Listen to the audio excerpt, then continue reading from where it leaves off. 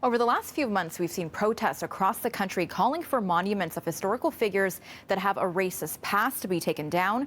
Well, the town of Orillia, north of Toronto, seems to be doing something about their statue of Samuel de Champlain after controversy around having it displayed in public places was sparked. It's a large monument topped by a figure of French explorer Samuel de Champlain, and below him four Indigenous statues represented in a way that has sparked years of controversy. It's an iconic picture on the postcards for the last 100 years. So to some, it actually is what they think of when they think of Orillia. To others, it represents a period in history, and to others, and probably why we're chatting today, it really represents the advent of colonialism. The century-old statue was removed from the lakefront park in 2017 to be restored.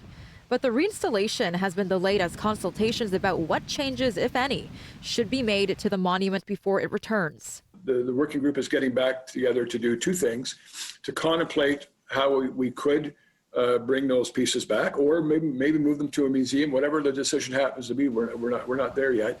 The Monuments Working Group consists of two Orillia residents, the Elementary Teachers Federation of Ontario, and both the Chippewas of Rama and Huron-Wendat First Nation. They decided to bring the statue of Champlain back, but alone for now.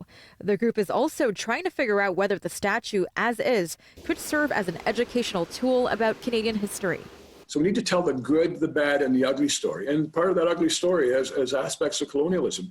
It's not about statues. So we could remove every single statue in this country and no one's going to unlearn history. There's a difference between learning our history, the good and the bad, and glorifying it everywhere. The monument is owned by Parks Canada, who decided to delay the reinstallation in July after more protests erupted in hopes of consulting with more First Nation groups to see how best to move forward. I think that Samuel de Champlain is an important piece of Canada's history, especially as the first governor of New France.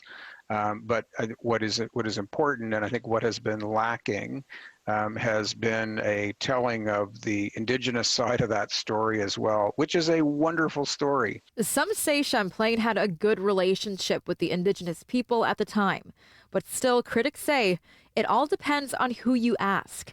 In the case of the statue, the group will need to decide what side of this historic story do they want to tell. So it's always in our face, that these white men came, they stole, they committed acts of violence, and we're supposed to be celebrating and glorifying them. And I don't think that we have to. I think we need to learn about our history so we never do what they did again. Canada says the next phase of the working group's consultation process for the monument will reconvene in the coming weeks.